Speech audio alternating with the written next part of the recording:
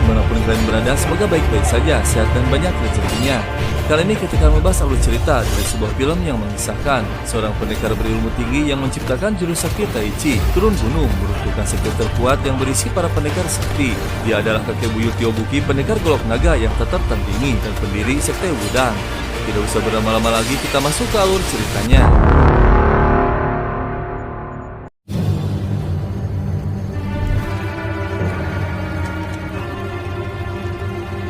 Film berawal di markas besar sekte Siluo. Para pendekar dunia persilatan dikumpulkan untuk mengikuti kompetisi bela diri. Tak lama, putra ketua sekte Siluo bernama Yunting muncul.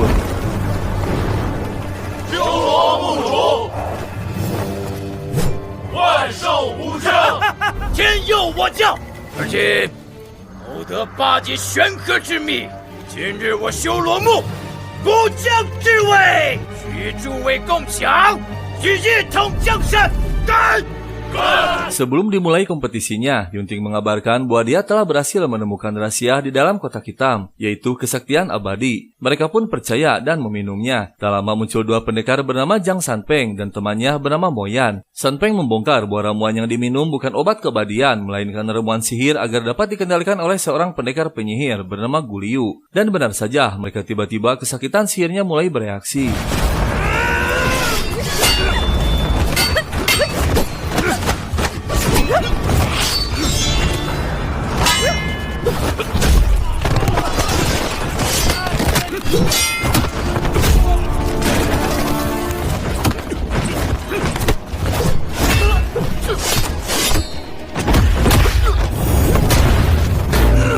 Yunting kalah dan kotaknya berhasil diambil. Sanpeng memerintahkan Moyan untuk memberikannya kepada gurunya bernama Zhenren dan berpesan untuk meminta bantuannya. Sementara Sanpeng akan menghadapi mereka semua.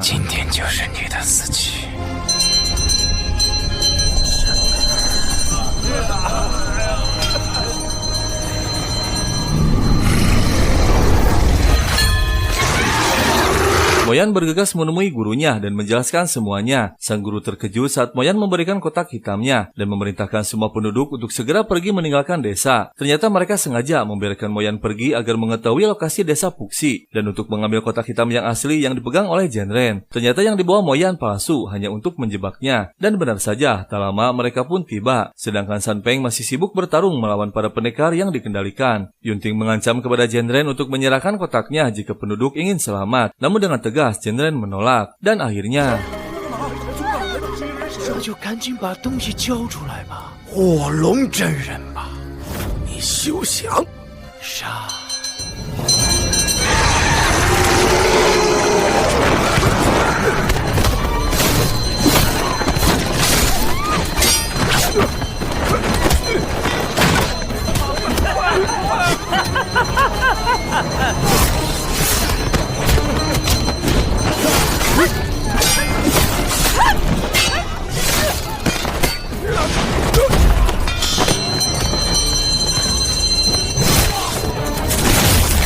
tak ada pilihan lain. Zhenren membawa Moyan melarikan diri untuk menyelamatkan kotaknya, karena jika berhasil didapatkan oleh Yunting akan berbahaya bagi dunia. Zhenren menjelaskan bahwa 100 tahun yang lalu muncul seorang pendekar sakti, ketua sekte Baishi, menguasai dan menyebarkan ilmu iblis abadi, yang menyebabkan sengsara bagi para pendekar dunia persilatan. Dan muncullah 3 master bersatu berhasil memusnahkan mereka dalam semalam. Namun saat akan memusnahkan kitabnya, seorang master ketua sekte Tianji bernama Situang menukarkan kitabnya sebelum dibakar. Sedangkan metode kultivasi abadinya disimpan dalam kotak hitam yang dijaga ketat oleh kakek guru Zhenren bernama Puxi dan turun-temurun hingga kini dijaga oleh Zhenren. Zhenren memberikan kotaknya kepada Moyan untuk dibawa ke sekte Longmen.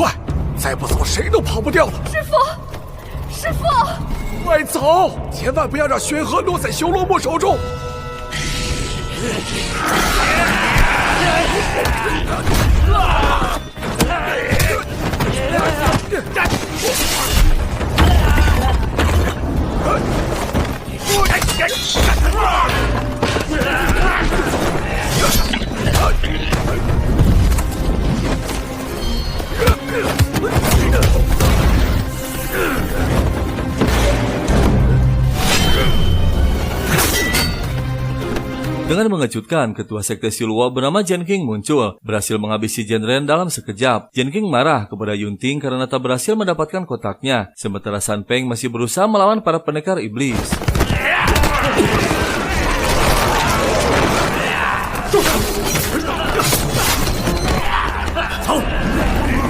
San Peng diselamatkan oleh ketua sekte Longmen bernama Qiu. San Peng terkena racun mematikan hingga Qiu tak mampu mengobatinya. Teman dekat San Peng, murid sekte Longmen bernama King sangat sedih mendengar penjelasan dari Qiu. Tak lama muncul Moyan mengabarkan bahwa desa Puxi kini sudah lenyap dan sang guru sudah tiada. Moyan pun memberikan kotak hitamnya. Qiu menjelaskan jika ingin membuka kotak hitam harus mendapatkan mantranya. Yang mengetahui mantranya hanya satu orang, yaitu seorang suhu bernama Kiluo Sadi. Namun tak ada yang mengetahui keberadaannya. Untuk saat ini Qiu menyarankan kepada San Peng untuk mencari seorang master bernama Hutiegu yang sedang mengasingkan diri di lembah kupu-kupu. Hanya dia yang mampu mengobati racunnya.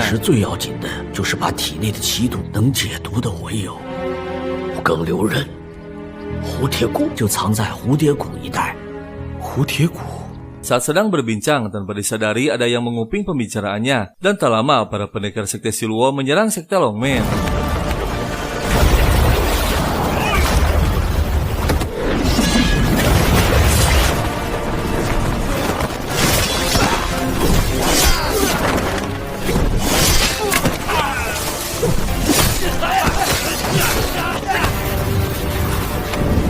Yunting berhasil memasuki sekte Longmen. Dia mengancam untuk menyerahkan kotaknya. Qiu pun menyerahkan kotaknya kepada San Peng dan diperintahkan untuk segera pergi. Sementara Qiu akan menghadapi Yunting.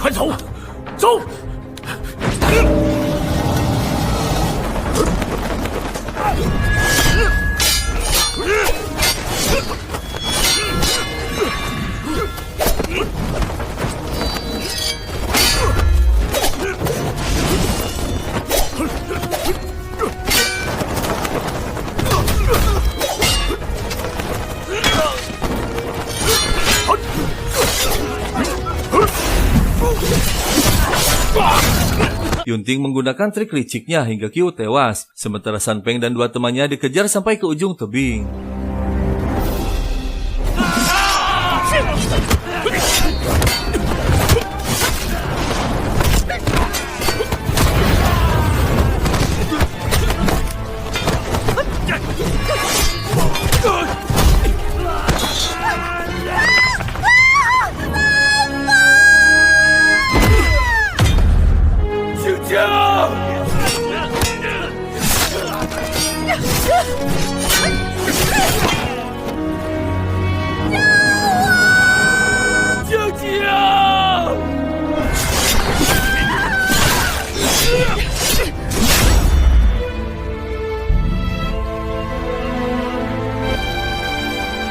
King jatuh ke jurang dan Moyan tewas, yang membuat San Peng sangat terkejut namun tak bisa berbuat apa-apa dan kondisinya pun semakin lemah. Tak ada pilihan lain, San Peng harus menyelamatkan kotaknya.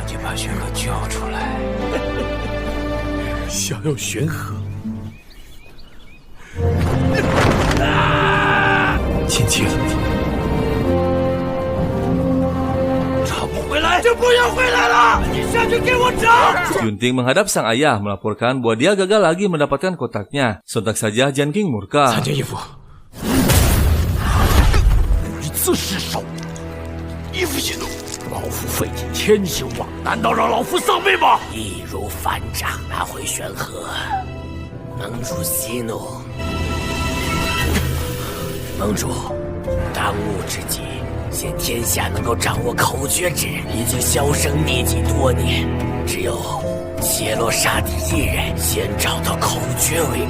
Di tempat lain, di dasar lembah, murid Shaolin bernama Jia sedang berjalan sendiri. Tak lama dia tersengaja melihat San Peng yang tersadarkan diri di tepi danau. Jia pun membawanya. Dan tak jauh dari sana terlihat sekelompok pendekar sedang mengejar seseorang bernama Dong Jun.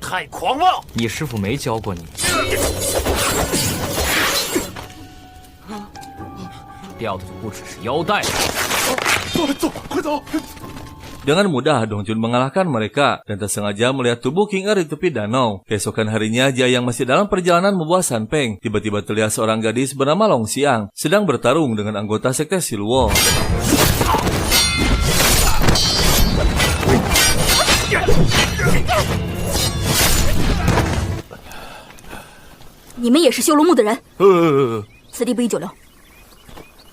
King ternyata masih hidup, dia diselamatkan oleh Dong Jun. Namun ternyata King hilang ingatan.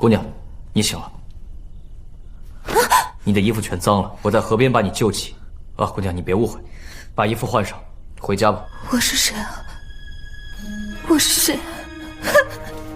我是谁？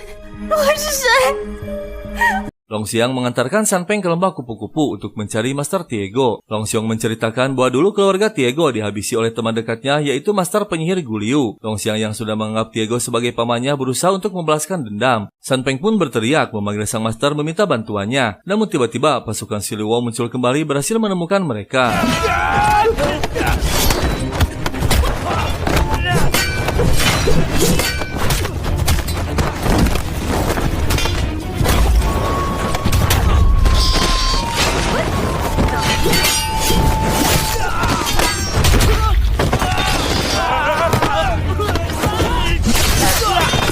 Jia masuk ke dalam sumur. San Peng dan Long Xiang pun bergegas memasukinya. Mereka selamat, namun saat mencari jalan keluar terlihat bayangan hitam yang melesat. Yang ternyata orang yang dicari San Peng yaitu Master Hu Tiego. Dia akan mengobatinya dengan syarat harus bersedia menjadi muridnya dan harus menghabisi Guliu. 疯子，这是胡铁骨啊！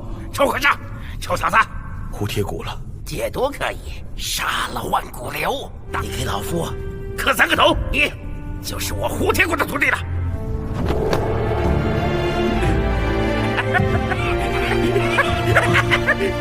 你就是我胡铁骨的徒弟了。好，3个想逃1个。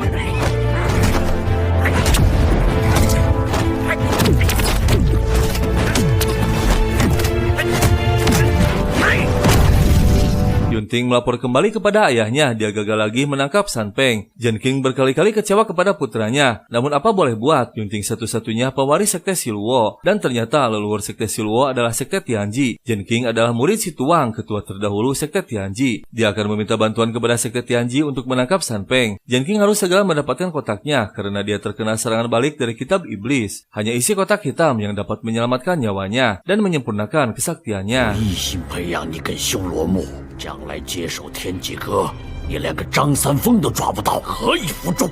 还不能发屠魔令！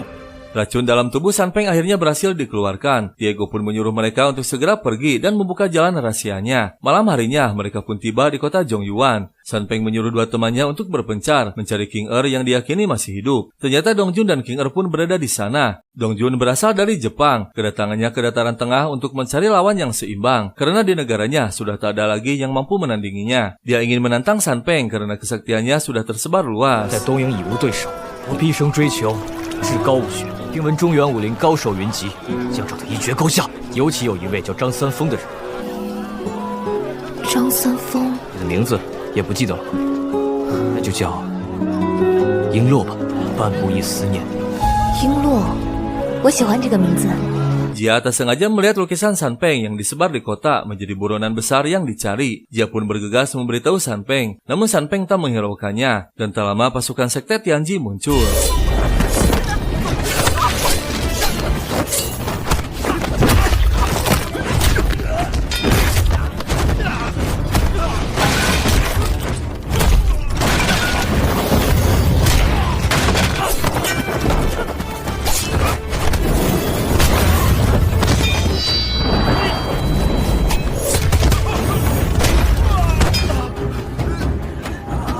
San Peng yang sudah menaiki perahu terkejut melihat King Er masih hidup. King Er hanya menatapnya karena tak ingat apapun. Tak ada pilihan lain, San Peng harus pergi menjauh karena pasukan Tianji akan muncul semakin banyak. Dong Jun menyuruh King Er untuk menunggunya di penginapan, sementara dia akan mengejar San Peng. Setelah berada di daratan, San Peng bertanya kepada Jia apakah mengenal seorang suhu yang bernama Master Sadi. Jia sangat terkejut, ternyata Master Sadi adalah gurunya. Dan tiba-tiba Dong Jun muncul.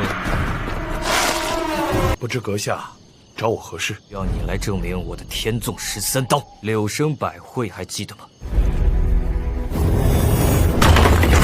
阁下是来寻仇的。不，既然如此，我与阁下无冤无仇。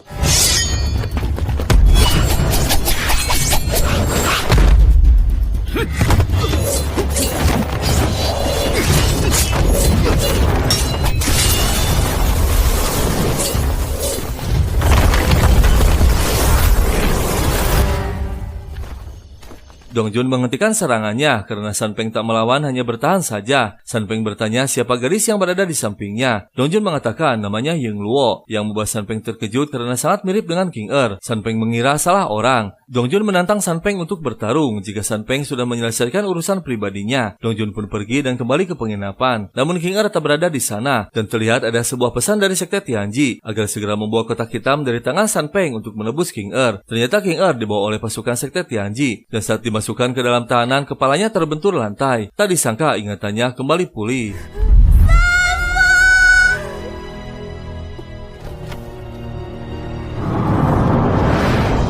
Dia mengatakan bahwa gurunya sudah lama mengasingkan diri dari dunia persilatan, tak ingin berurusan lagi. Namun San Peng menegaskan dia hanya ingin mengetahui mantra untuk membuka kotak hitam 8 arah. Dan tiba-tiba Dongjun muncul kembali meminta kotak hitam untuk menebus Ying Luo. San Peng belum mengetahui bahwa Ying Luo adalah King Er. Dongjun pun menjelaskan bahwa Ying Luo ditemukan di tepi danau dalam keadaan hilang ingatan. Akhirnya San Peng meyakini bahwa Ying Luo adalah King Er. Mereka pun akan bersatu untuk menyelamatkan King Er. Namun San Peng harus menemui Master Sadi terlebih dahulu untuk meminta mantra agar dapat membuka kotak hitamnya. Keesokan harinya, Jia membawa mereka berdua menemui Master Sadi.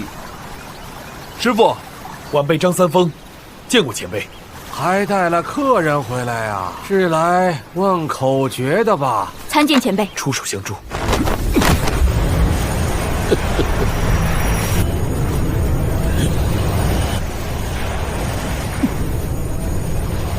师傅，您这是？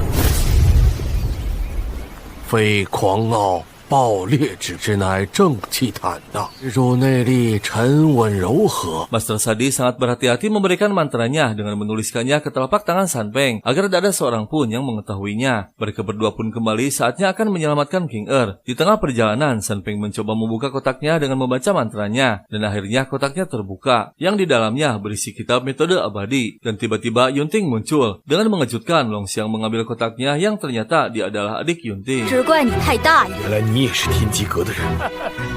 杀了他！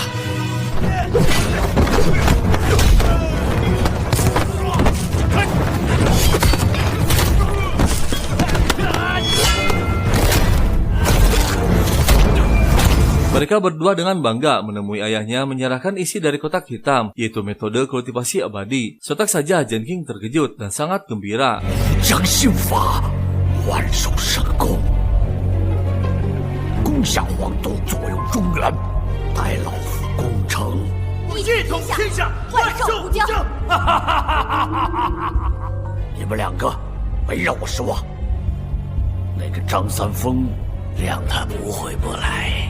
老夫练功的时候，不希望有人打扰。 Tanpa rasa takut sedikit pun, San Peng sendirian mendatangi markas besar sekte Siluo yang sudah siap disambut oleh semua pasukan dan para petinggi sekte. King Er juga dihadirkan di sana. San Peng yang kini kesaktiannya sudah pulih sepenuhnya menantang mereka semua.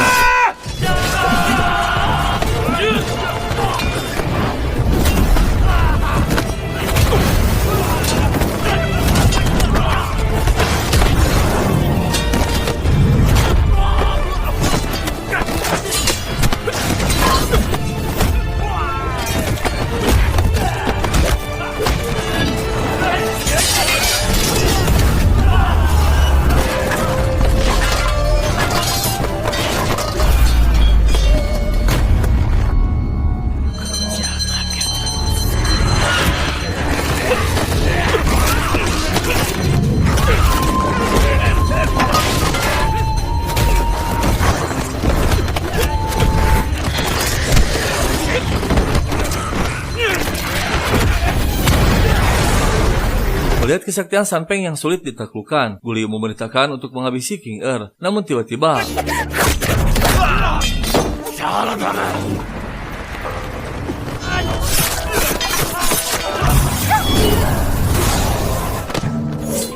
Dongjun berhasil mengalahkan Gu Liu dengan mengembalikan serangan racunnya. Lalu Dongjun membawanya keluar untuk diamankan. Namun dia terkejut, kini King Er tak mengenali Dongjun. Dongjun pun bergegas kembali akan membantu San Peng.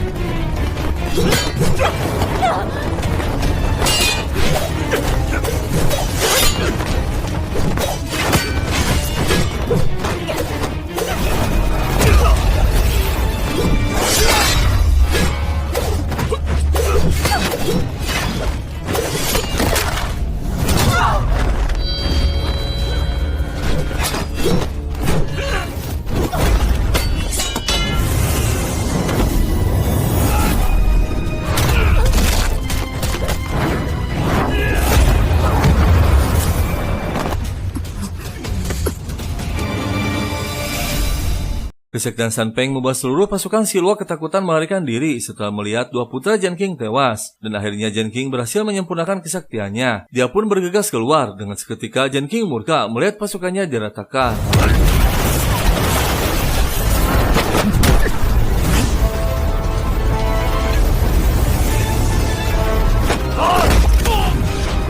Sanpeng terluka, namun saat akan dihabisi, Dong Jun muncul.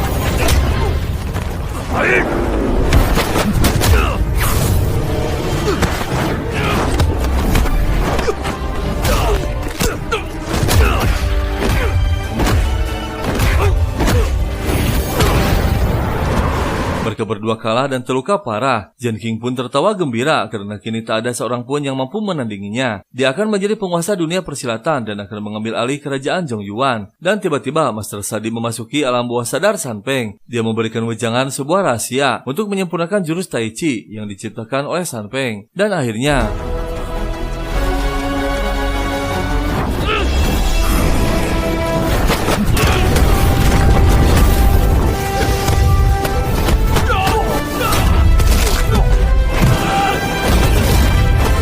Sanpeng akhirnya berhasil menghabisi Jianqing, sementara Guliu kesakitan mencari obat penawar akibat racunnya sendiri. Tak lama mereka berdua pun tiba di sana. Sanpeng menyampaikan pesan dari gurunya, Master Tiegu, yang membuat Guliu sangat terkejut dan memutuskan untuk mengakhirinya sendiri. 千毒万骨流，我给你带句话，师傅。胡铁骨。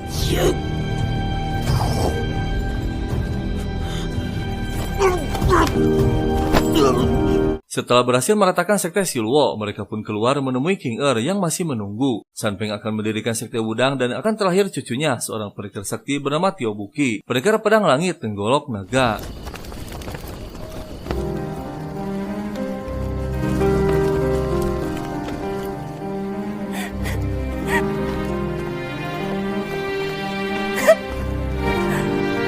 Qingqing，1个月后